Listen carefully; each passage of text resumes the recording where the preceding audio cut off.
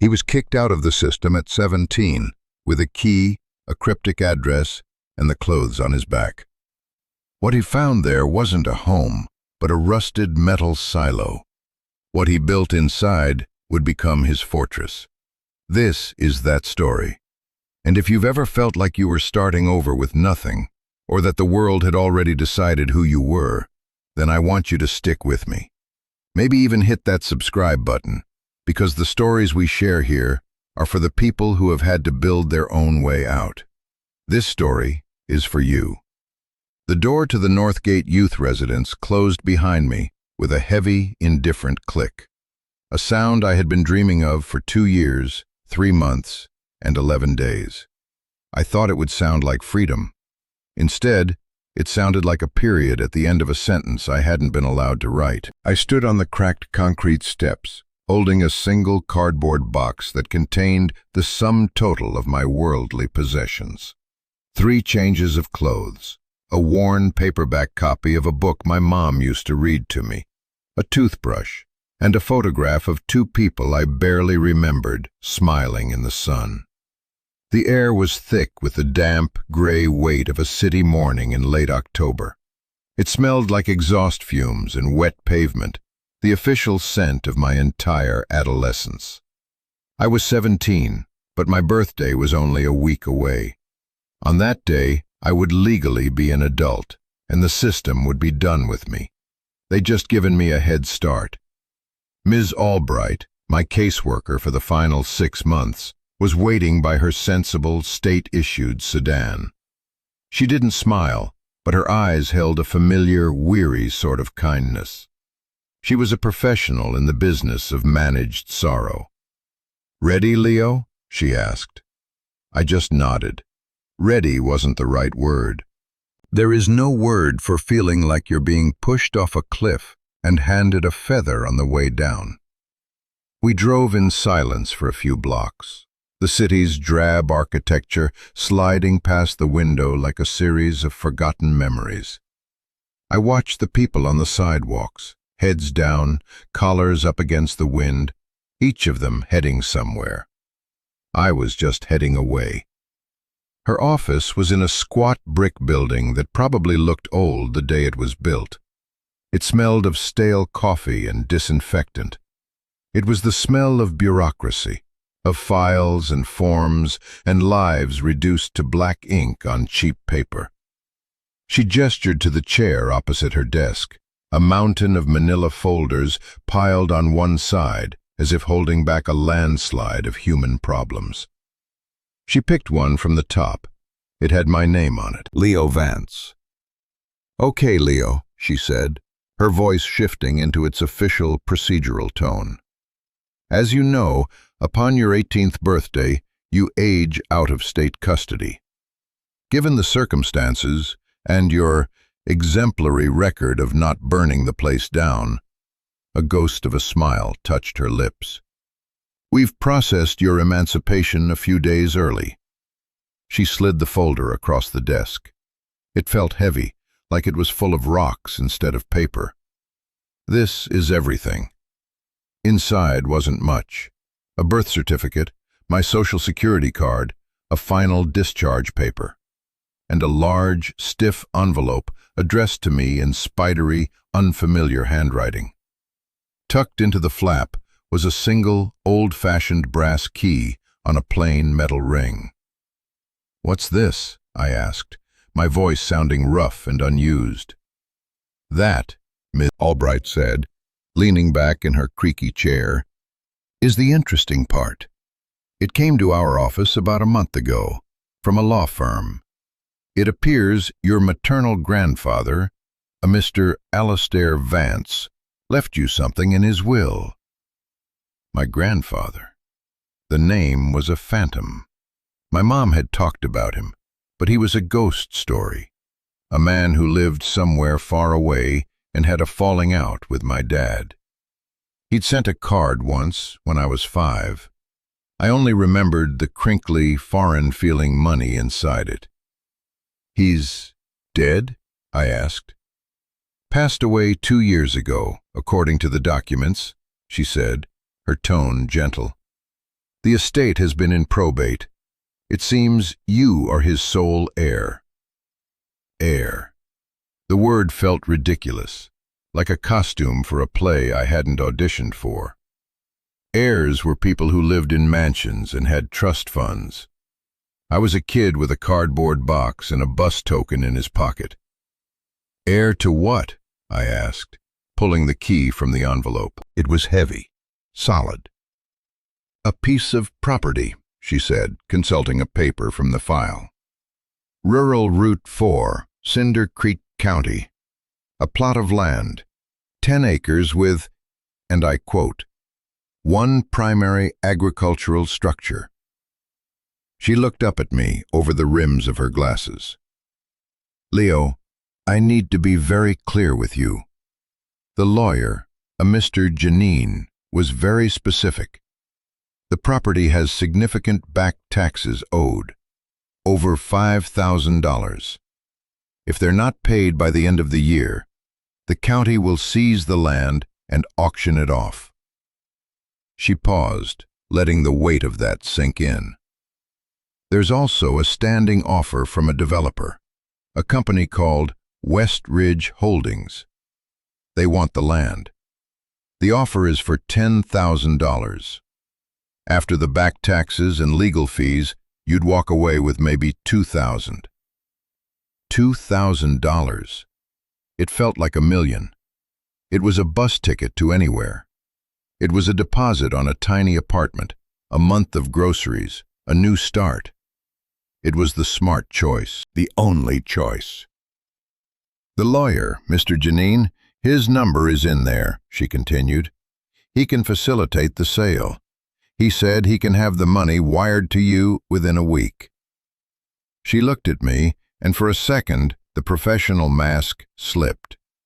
I saw a woman who had seen 100 kids just like me, spat out of the system with nothing but a handful of bad options. It's a good offer, Leo. It's a clean break.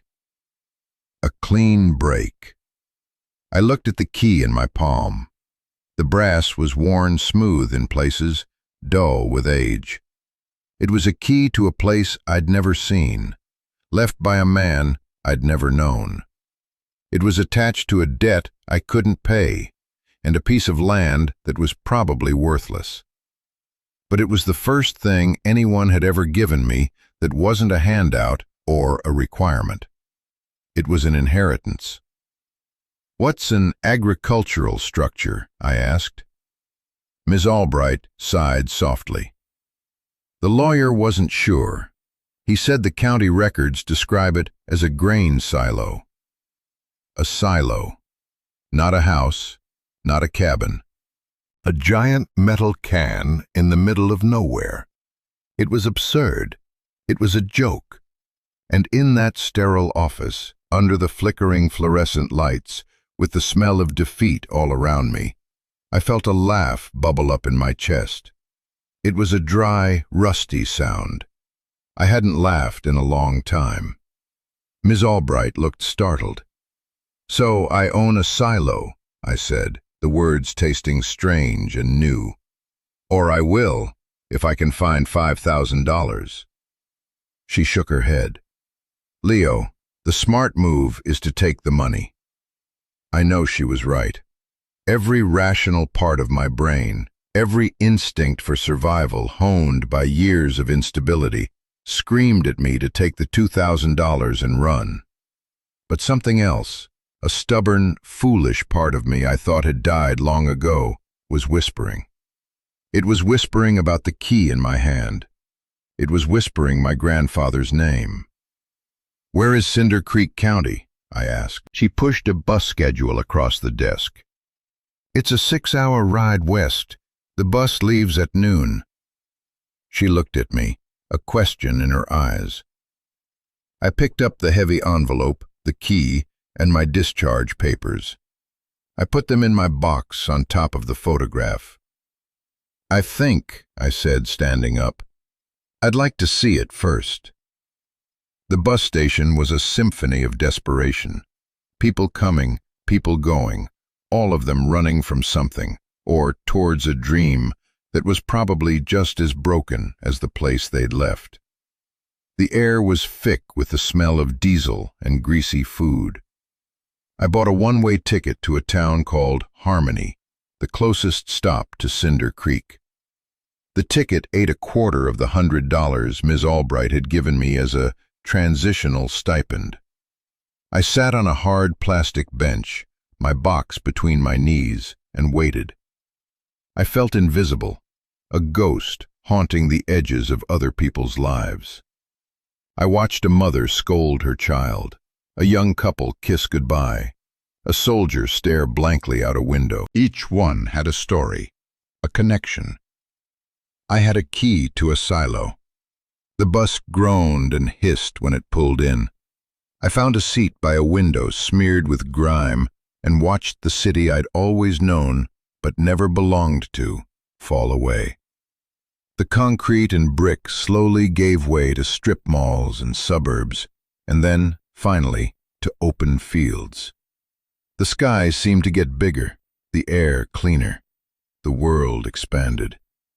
I must have fallen asleep, because when I woke up, the landscape had changed completely.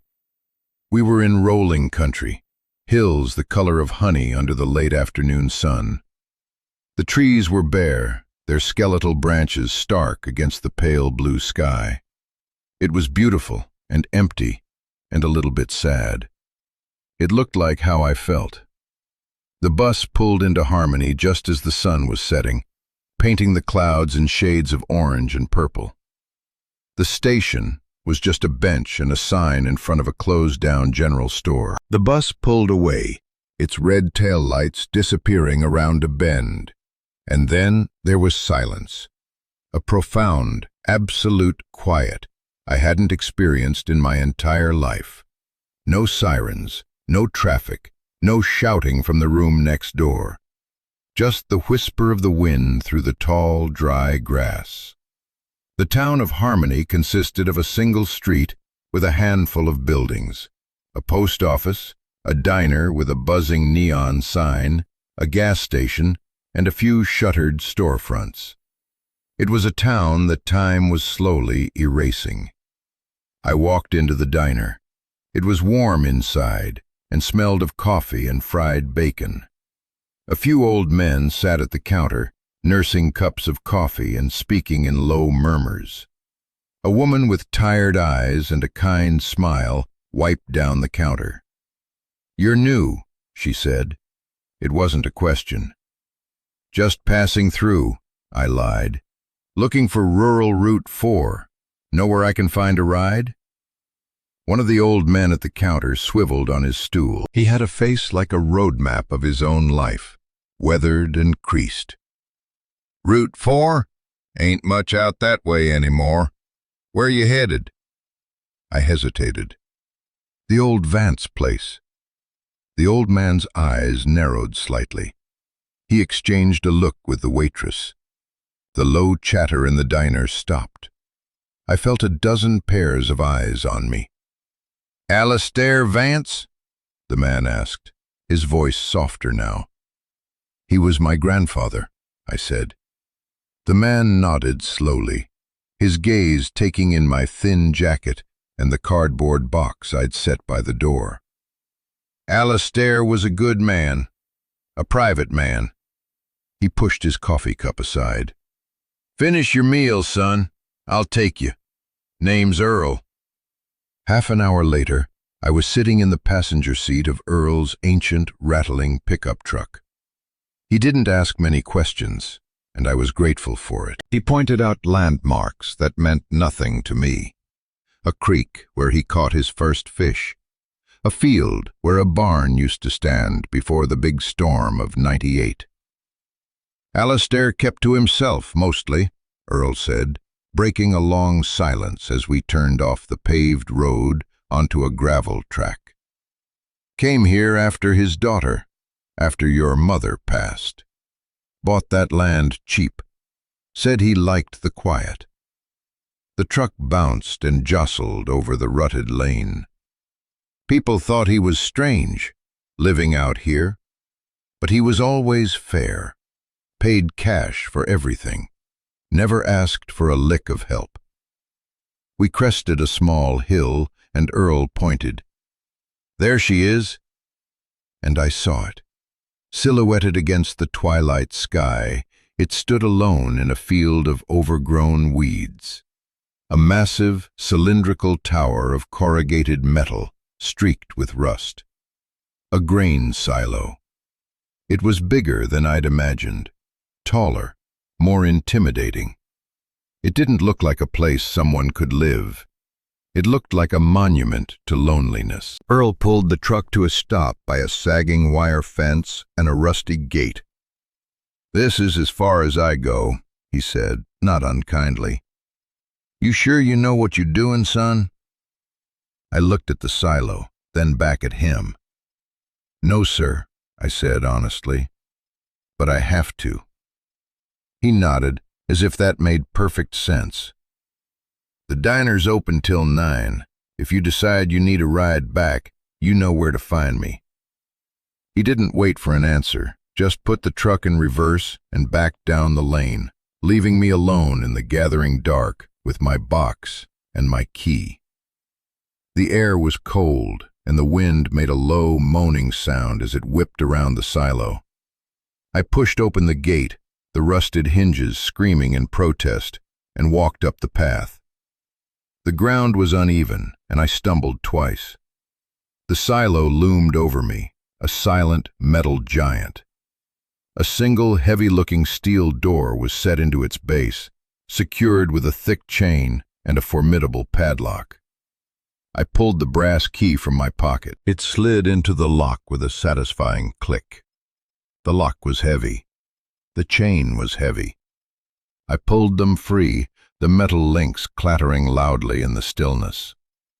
I put my shoulder to the door and pushed. It scraped open with a groan of tortured metal, revealing a sliver of absolute blackness. It smelled of dust, of rust, of time itself. It smelled like a tomb. Taking a deep breath, I picked up my box and stepped inside. The darkness was total, a thick, suffocating black that pressed in on me from all sides. The door swung shut behind me with a hollow boom, and the last of the twilight was gone. I was in the belly of the beast. I fumbled in my box for the small, cheap flashlight I'd packed, my fingers shaking. The beam cut a weak, dusty cone through the air. The space was immense. The curved walls soared up into a darkness my little light couldn't penetrate. The floor was bare concrete, coated in a thick layer of dust and dirt. A few wooden pallets were stacked against one wall, and a rickety wooden workbench stood under a single, grimy window high above. The air was frigid, colder than it was outside, and so still it felt like you could break it. In the center of the vast, empty space, a single steel support beam ran from the floor to the ceiling, and at its base, almost like an offering, sat a small metal lockbox. My heart hammered against my ribs. I walked towards it, my footsteps echoing unnervingly in the huge, empty chamber. The box was old, military green, with stenciled letters on the side that had long since faded into illegibility. It wasn't locked with a key, but with two simple clasps. They were stiff with rust. I had to use the butt of my flashlight to knock them open. Inside, nestled on a bed of what looked like yellowed burlap, were three things. The first was a small, leather-bound journal. The second was an envelope, thick and creamy, with my name, Leo, written on the front in that same spidery hand from the envelope in Ms. Albright's office. The third was a stack of cash, $100 bills, held together with a simple rubber band. I counted it, $2,000, exactly enough for a clean break, enough to go back to Harmony, get on the next bus, and disappear, enough to start over somewhere new, somewhere warm. It was a test, or a choice. My hands were shaking so badly I could barely open the envelope.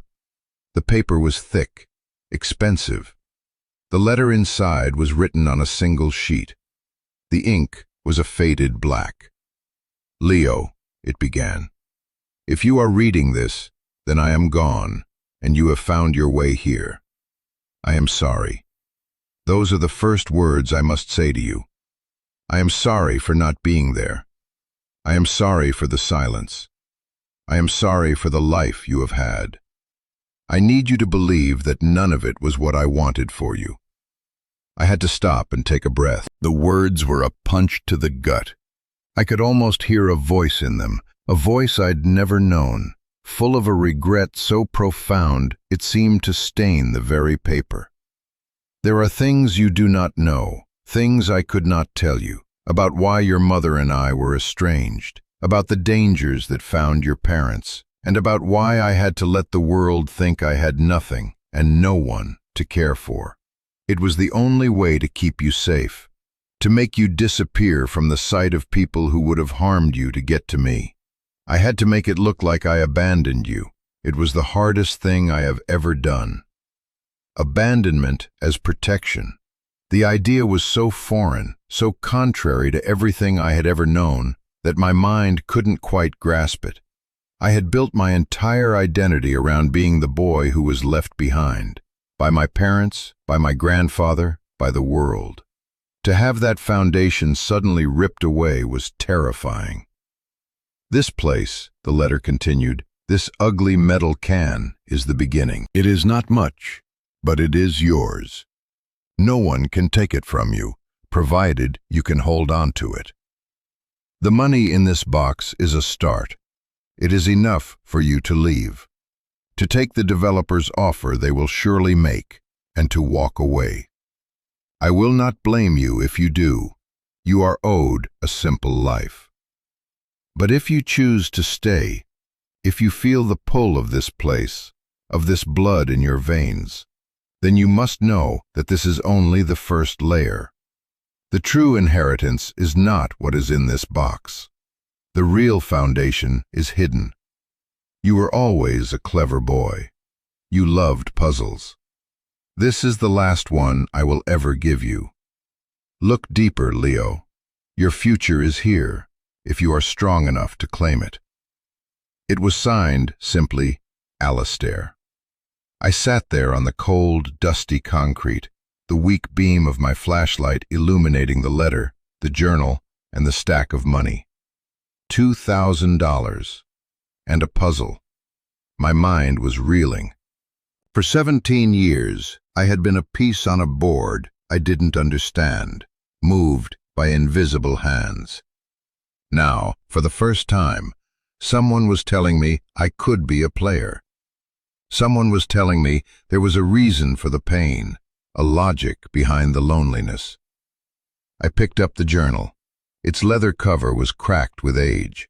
I opened it to the first page. It was a drawing, a detailed architectural sketch of the silo. But it wasn't empty. It was divided into 3 floors, with stairs, windows, rooms, a home. On the bottom of the page was a single sentence. A fortress must look like a ruin from the outside. It was too much. The cold, the darkness, the sudden crushing weight of a history I never knew I had. It all came crashing down on me. I dropped the flashlight and buried my face in my hands, and for the first time since I was a small child, I wept. I cried for the parents I couldn't remember. I cried for the grandfather whose love was so fierce and strange it looked like abandonment. I cried for the boy who grew up in sterile rooms and ate his meals in silence. I cried for the anger and the loneliness and the quiet, gnawing fear that had been my only companions for as long as I could remember. The sobs racked my body, echoing in the vast, empty space. The first truly human sound this silo had heard in years.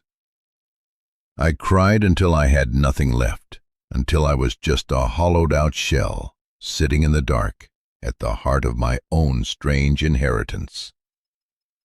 When the tears were gone, a strange calm settled over me. The fear was still there, a cold knot in my stomach, but it was joined by something new, something sharp and clear and hard as a diamond.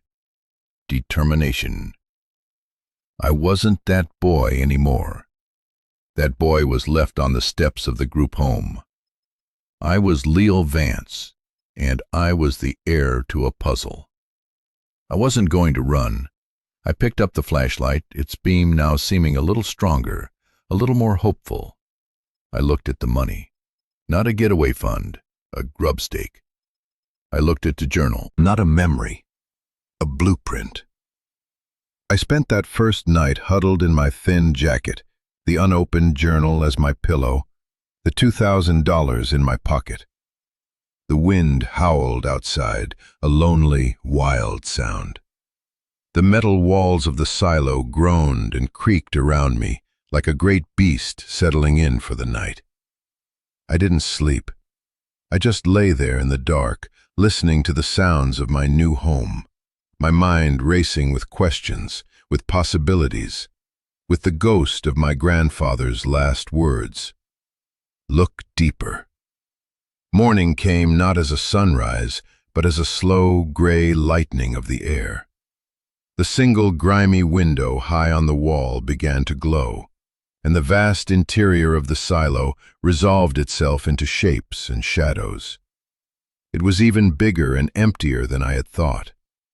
Dust motes danced in the single beam of light like tiny, lost souls. My first priority was survival.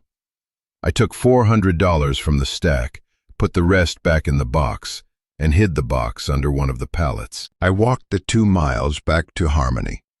The morning was crisp and cold, and the world felt brand new.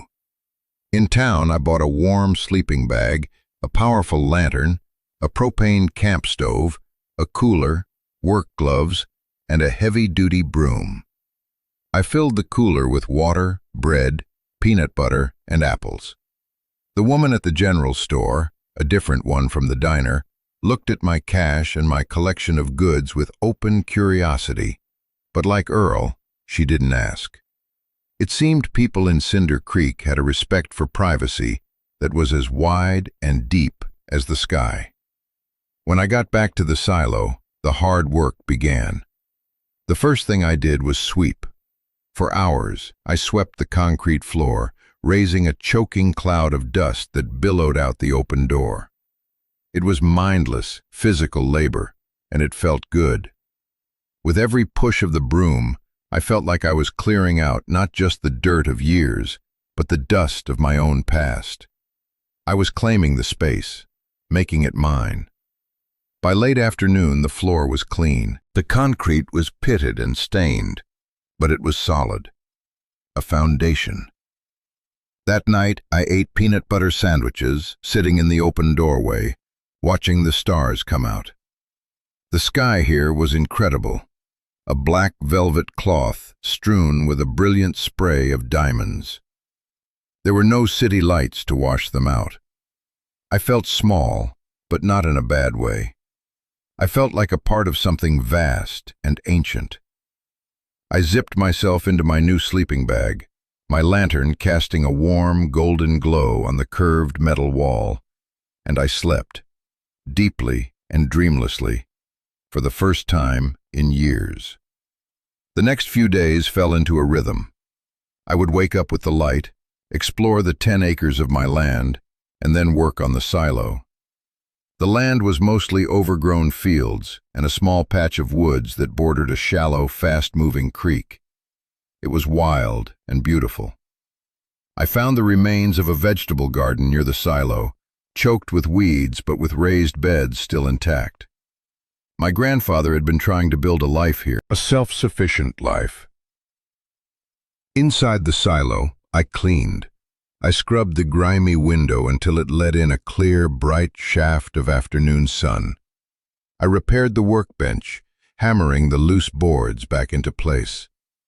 I was just starting to feel a sense of ownership, of peace, when the black sedan appeared. It rolled slowly up my gravel lane, a sleek, predatory shape against the rustic landscape. It was so out of place, it might as well have been a spaceship. A man in a sharp suit got out. He had a practiced, easy smile and expensive shoes that were not designed for walking on dirt. "Leo Vance?" he asked, extending a hand. I didn't take it. "I'm Mark Costas from West Ridge Holdings," he said, his smile not faltering. "I believe our legal team sent an offer to your caseworker." "I know who you are," I said, my voice flat. I stood in the doorway of the silo, blocking his view of the inside. I didn't want this man's world to contaminate mine. "Great, saves us some time," he said, his eyes scanning the rusted exterior of the silo, the overgrown fields. His expression was a mixture of pity and contempt. "Look, kid, I'll be straight with you. This land is adjacent to a parcel we're developing into a luxury golf community. Your structure here is an eyesore. It's bringing down property values before they even exist." He pulled a folder from his car. "The offer is $10,000. We pay the back taxes. We handle all the paperwork. You walk away with a check. It's more than this place is worth. Frankly, we're doing you a favor." I thought about the $2,000 that would be left. I thought about how a month ago that would have seemed like a fortune. Now it felt like an insult. "No," I said. Costas blinked, the smile finally dropping. "No? What do you mean, no? It's a pile of scrap metal on a weed patch. What are you going to do with it?" I looked past him at the rolling hills, at the clear sky. I thought about the journal with its impossible drawings, about the letter with its desperate, protective love. "I'm going to live here," I said. The words surprised me as much as they did him. I hadn't known it was true until I said it. Costas actually laughed, a short, barking sound. "Live here? In this? Kid, be smart. Take the money. There's nothing for you here." "I'm not selling," I said, my voice quiet but firm. His face hardened. The friendly mask was gone, replaced by cold annoyance. "The offer stands until the end of the month. After that, we'll just wait for the county to seize it for the taxes, and we'll buy it at auction for pennies on the dollar. Your choice." He got back in his car, spun it around in a spray of gravel, and sped away, leaving a cloud of dust in his wake. The encounter left me shaken, but also strangely energized. It was the first real choice I had ever made, the first time I had stood my ground. It made the words in my grandfather's letter feel real. If you are strong enough to claim it. I went back inside the silo, my heart pounding with a mixture of fear and exhilaration. The developer's threat was real. The clock was ticking. I had to find the rest of the puzzle. I had to look deeper. I spent the next 2 days searching. I reread the letter a dozen times, looking for clues. The real foundation is hidden. I took it literally. I got down on my hands and knees and examined every inch of the concrete floor. I tapped it with a hammer, listening for hollow spots. Nothing. I ran my hands over the cold steel of the support beam, looking for anything out of the ordinary. It was solid, immovable. I started to despair. Maybe I had imagined it all. Maybe my grandfather was just a crazy old man who had left me a cruel joke. Maybe Costas was right, and I should have taken the money. On the 3rd day of my search, I was sitting on the floor, defeated, staring at the central support beam. The afternoon sun, now my friend, was streaming through the clean window, cutting a bright path across the floor and illuminating the base of the beam. And I saw something. Something I had swept over and walked past 100 times. A bolt. One of the massive bolts that anchored the beam to the concrete foundation was different from the others. The others were rusted, caked with decades of grime. This one was clean. Its edges were sharp. It looked newer. My breath caught in my throat. I scrambled over to the workbench and found an old, heavy wrench. My hands were slick with sweat as I fitted it around the bolt. I pulled. Nothing. I put my whole body into it, my muscles straining. It was impossibly tight. I stopped, panting, and looked at it again. A thought occurred to me, a memory of my dad teaching me something about a jar lid. Righty-tighty, lefty-loosey. But what if it was the other way? What if it was a reverse thread? A trick? A puzzle? I fitted the wrench back on the bolt and pulled in the opposite direction. It turned. It turned with a smooth, almost silent motion. It wasn't a bolt at all. It was a latch. As I turned it, I heard a low click, and a section of the steel plating around the base of the beam, a piece about 2 feet square, swung inwards, revealing a dark, rectangular cavity inside the hollow concrete base. My flashlight beam pierced the darkness. The cavity wasn't empty. It was filled with a large, black, waterproof container, the kind used for boating or camping. It was heavy. It took all my strength to drag it out onto the floor. It was sealed with 4 heavy-duty latches. I opened them one by one, my heart pounding a frantic rhythm against my ribs. I lifted the lid, and my world tilted on its axis. The container was filled with money. Stacks and stacks of it, bundled in plastic, organized by denomination. 50s, hundreds. More money than I had ever seen in my life. It looked like something out of a movie. I reached in and touched it just to make sure it was real. It was. But that wasn't all. Beneath the money were more items. A fixed stack of architectural blueprints, rolled up and tied with a string. A series of notebooks, like the journal I'd already found, filled with calculations and notes on material costs. And another packet of letters, much thicker this time, tied with a faded red ribbon. On the top of the packet was a single note. For Leo, when you are ready. This was it. This was the real inheritance. This was the answer to the puzzle. I sat back on my heels, the sheer scale of it overwhelming me. I didn't know how much money was there, but it was a fortune. It was more than the back taxes. It was enough to build the house in the drawings. It was enough to live on for years. It was enough to be free. I unrolled the blueprints. They were beautiful, hand-drawn with an artist's precision. A 3-story home, ingeniously designed to fit within the silo's cylindrical shell. The ground floor was a workshop and garage. A spiral staircase led up to the 2nd floor, which was an open-plan living area and kitchen, with cleverly placed windows that would be almost invisible from the outside. The 3rd floor was a bedroom and a bathroom, tucked under the curve of the silo's roof, with a large skylight at the very top. It was a masterpiece of design, a secret world hidden inside a plain metal shell. A fortress must look like a ruin from the outside. Now I understood. It wasn't just a phrase, it was a design philosophy. It was a survival strategy. Finally, with trembling hands, I untied the red ribbon and began to read the letters. This time, my grandfather told me everything. He wrote about my mother, his beloved daughter, and her marriage to my father, a man he hadn't approved of at first, but grew to respect.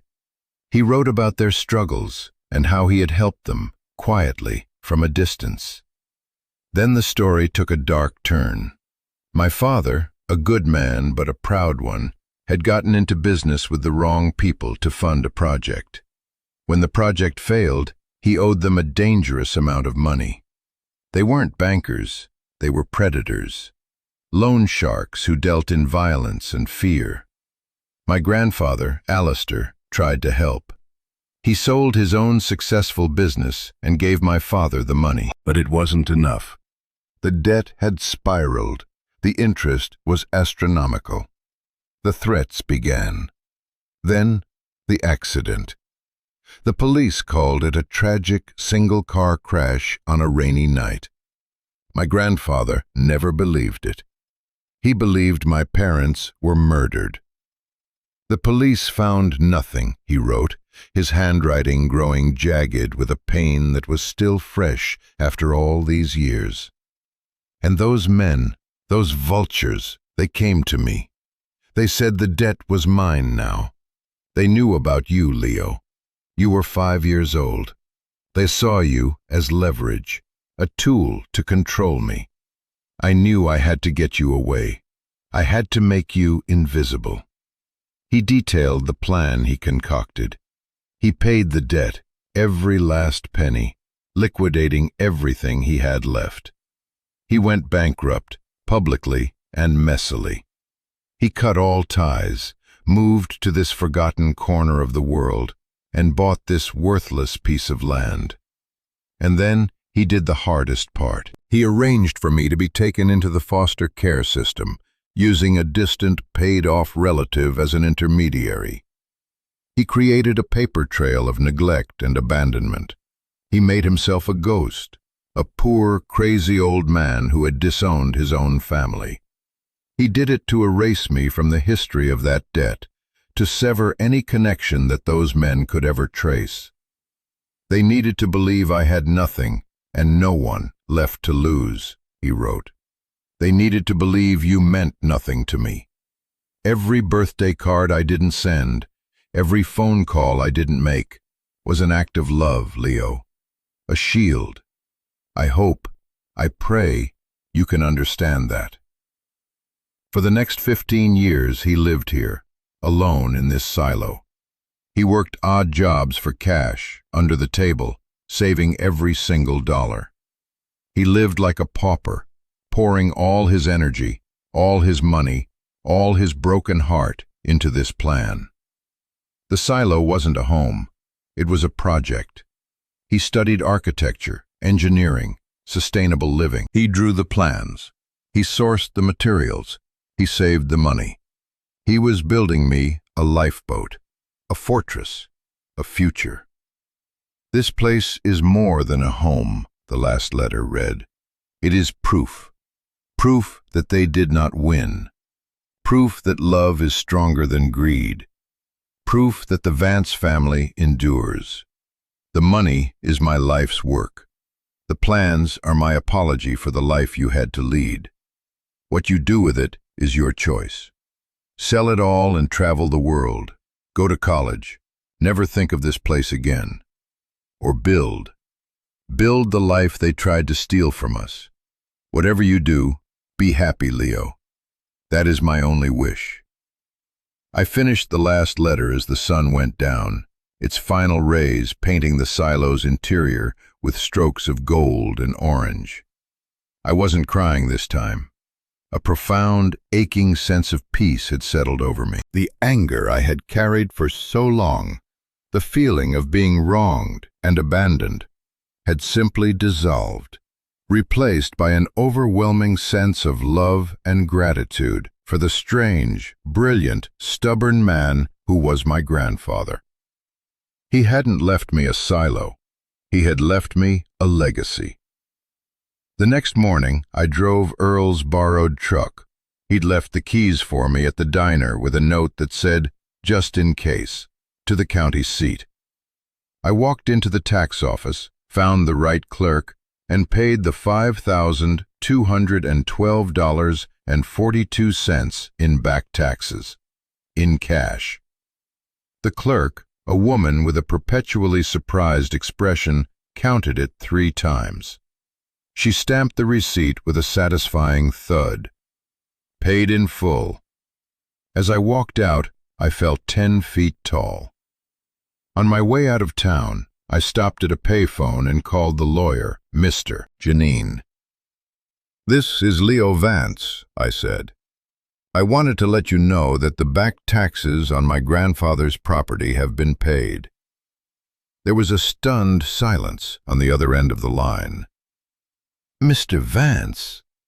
Leo, how did you—" "And please inform your clients at West Ridge Holdings," I interrupted, my voice steady and clear, "that the property is not for sale.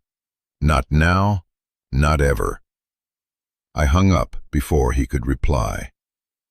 The work was the hardest thing I have ever done.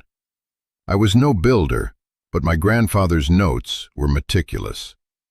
He had planned every phase, every step. I hired a local contractor Earl recommended, a quiet man named Dave, with honest eyes and calloused hands, to do the heavy framing and the electrical and plumbing. The things that required licenses and skills I didn't have. I paid him well, in cash, and he never asked where it came from. The rest I did myself. I learned to measure and cut, to drill and saw.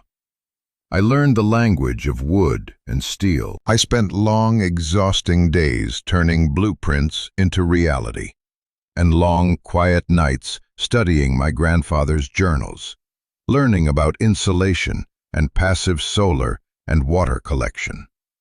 The silo became my university, my church, my home. Slowly, painstakingly, the secret inside the silo began to take shape. The spiral staircase went in first, a steel spine rising through the center. Then the floors, heavy timber frames that divided the vast space into human-sized portions. The walls went up, insulated and paneled with warm, blonde wood. The hidden windows, long vertical slits that followed the lines of the corrugated metal, were installed, flooding the space with light while remaining nearly invisible from the outside. Months passed. The seasons turned. The raw, empty shell of the silo was transformed. The ground floor became a workshop, clean and organized, with my grandfather's workbench at its heart. The second floor became a home, a kitchen with gleaming steel countertops, a comfortable couch, a bookshelf filled with books I bought from the town's tiny library sale. The third floor became my sanctuary, a simple bed, a desk, and a skylight right at the apex of the roof. On clear nights, I could lie in bed and see the stars. From the outside, nothing had changed. It was still the same rusted, unassuming grain silo it had always been. A ruin, a piece of agricultural scrap. Mark Costas and West Ridge Holdings had moved on, building their golf course a few miles down the road, leaving me in my forgotten corner of the world. They had no idea that inside the eyesore, a life was being built. They had no idea they were looking at a fortress. It's been a year now since I first stepped into this place. I'm 18 years old.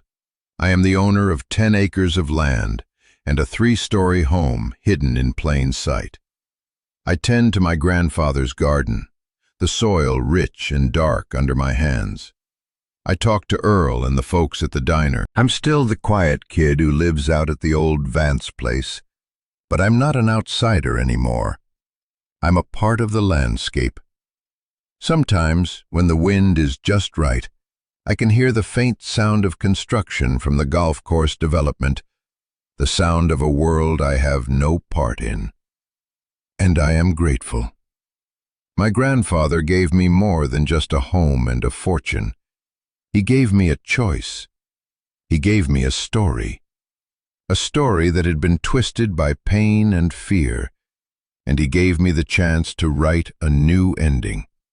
An ending where abandonment was really protection, where a ruin was really a fortress, where a silo, a place meant to hold and store, became a place of freedom.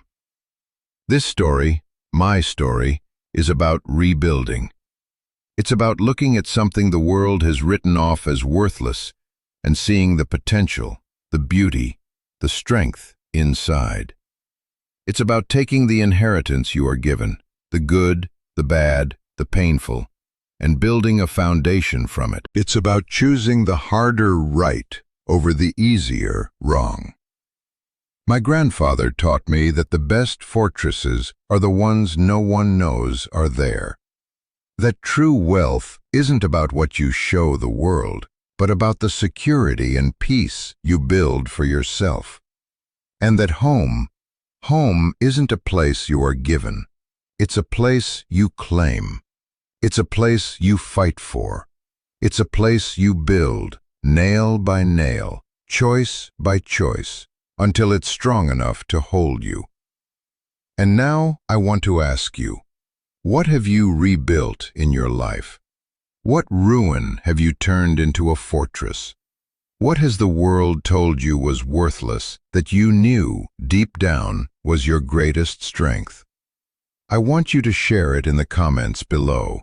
I'll be reading them, because this space isn't just about my story. It's about ours. It's about building a community of people who understand that sometimes the most beautiful things are hidden from view. If this story meant something to you, if it resonated with that part of you that knows about starting over, please consider subscribing. Let's keep sharing the stories that matter. Thank you for listening.